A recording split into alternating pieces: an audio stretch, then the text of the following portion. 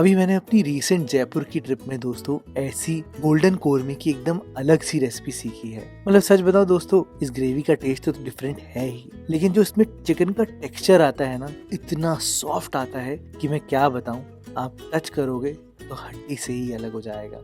इसको बनाने का तरीका भी बहुत इजी है दोस्तों, बस कुछ बातों का ध्यान देना है। फिर देर किस बात की, चलो फिर शुरू करते हैं। जो मैंने सबसे पहली चीज सीखी है वो ये है कि चिकन को साफ करके मैरिनेट कैसे करना है, या चिकन को ब्राइन में रखना है। देखो, मैंने यहाँ पर चिकन पहले ही 2-3 बार धो रखा है, और आप घर में भी ऐसे ही करते होगे या मैक्सिमम विनेगर से धो लेते होगे। दोस्तों आप एक बार ये चीज करके देखना। धोने के बाद आप चिकन को पानी में डालना। इस पानी में आप यहाँ पर 1 टेबलस्पून विनेगर डालना, इसके साथ साथ 1 टेबलस्पून भर के नमक डालना, और ऐसे ही छोड़ देना यहाँ पर चिकन को। चिकन अंदर से साफ तो होगा ही होगा, लेकिन ये ना थोड़ा पानी पीने लग जाता है, थोड़ा जूसी सा बन जाता है चिकन। इसे ब्राइनिंग कहते हैं, और मैंने वहां पर ये चीज होते हुए देखी। 1 घंटे के लिए चिकन को आप ऐसे छोड़ना, जब तक आप यहाँ पर आराम से अपने ब्राउन प्याज बना सकते हो। 4 प्याज लिए हैं मैंने दोस्तों, 200 ग्राम है ये। इनको फाइनली स्लाइसेस करके बस एकदम हाई फ्लेम पर आप यहाँ पर फ्राई कर लेना।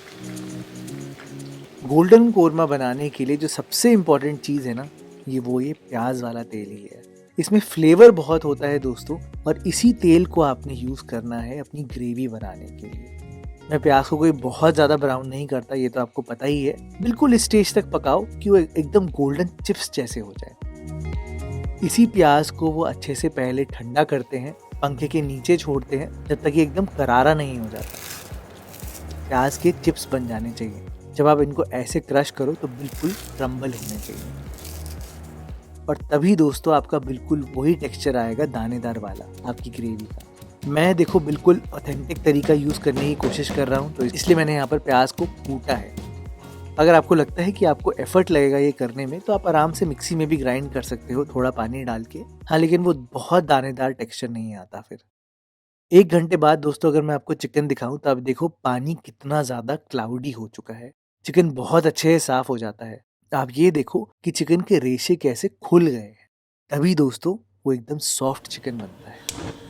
अच्छा, मैंने यहाँ पर क्या किया है कि वही प्याज वाला तेल लिया है, आधा कप लिया है। आप देख भी सकते हो कि इसका रंग रूप थोड़ा सा डिफरेंट है, प्याज इसमें तले हैं ना। इसी तेल में आप पहले खड़े मसाले डालना। 2 बड़ी इलायची, लगभग 10 के आसपास काली मिर्च, 4 लौंग, 2 तेज पत्ते, 4 इलायची और 1 चम्मच जीरा। वैसे तो शाही जीरा यूज होता है, पर मैंने यहाँ पर नॉर्मल जीरा ही यूज किया है।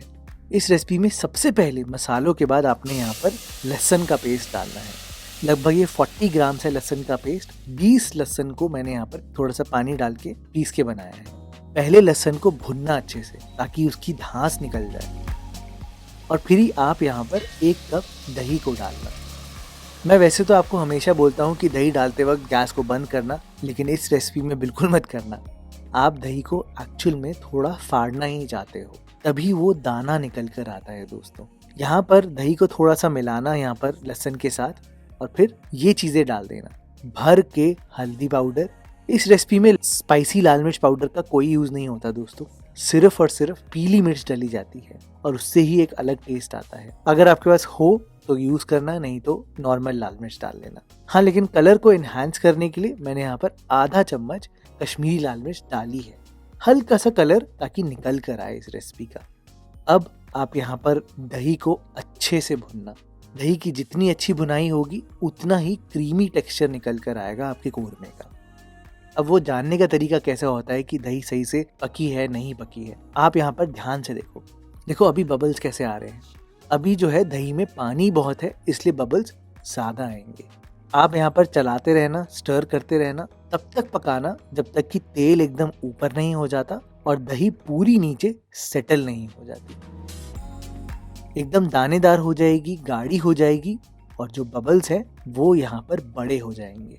बस यही इंडिकेशन है दोस्तों कि दही अच्छे से पक गई है। आप ये देखो ध्यान से दाने कैसे आ रहे हैं। गोल्डन कोरमा में जब मैंने फ्लेवर को अंडरस्टैंड किया ना दोस्तों, तो मेरे को रियलाइज ये हुआ कि इसमें एक गर्माहट है, इसमें अदरक का यूज काफी ज्यादा है। तो मैंने यहाँ पर 3 इंच तक अदरक को पीस कर पेस्ट बना के यहाँ पर डाला है, और थोड़ी देर यहाँ पर अदरक की भुनाई भी करी है। ध्यान रहे, लहसुन की भुनाई ज्यादा होगी, अदरक बाद में ही आएगा, तभी वो फ्लेवर निकल कर आएगा दोस्तों। ग्रेवी काफ़ी अच्छी लग रही है ना। अब चिकन डालने से पहले आप यहाँ पर 2 चम्मच नमक डाल देना। नमक को अच्छे से मिला देना और फिर ही यहाँ पर चिकन को डालना। अगर पहले नमक नहीं डालोगे, चिकन के साथ नमक डालोगे तो अंदर तक नमक जाता नहीं है दोस्तों। अब चिकन डालने से पहले गैस को आप हाई फ्लेम पर करना और मैंने यहाँ पर चिकन को अच्छे से स्ट्रेन कर दिया था। सारा जो नमकीन पानी था पूरा ड्रेन आउट करके। ध्यान रहे वो पानी आपने यहाँ पर नहीं डालना है। चिकन डालने के बाद ही आप फटाफट से यहाँ पर 2 चम्मच भर के धनिया पाउडर डालना। चिकन को अच्छे से चला ज़रूर देना, नहीं तो हाई फ्लेम है तो ओवर कुक भी हो सकता है चिकन।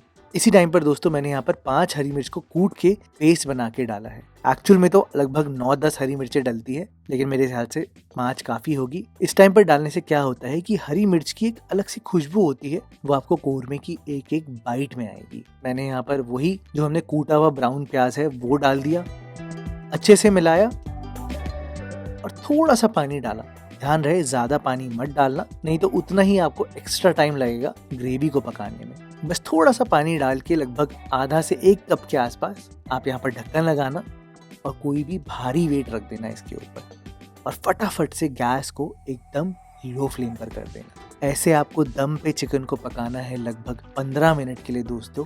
20 मिनट भी हो सकते हैं, डिपेंड करता है चिकन कितना बड़ा है, उसका साइज कैसा है। 15 मिनट मिनिमम मैं आपको बोलूँगा। 15 मिनट बाद आप ढक्कन खोलना और फिर देखना आपका चिकन अच्छे से गल चुका होगा दोस्तों।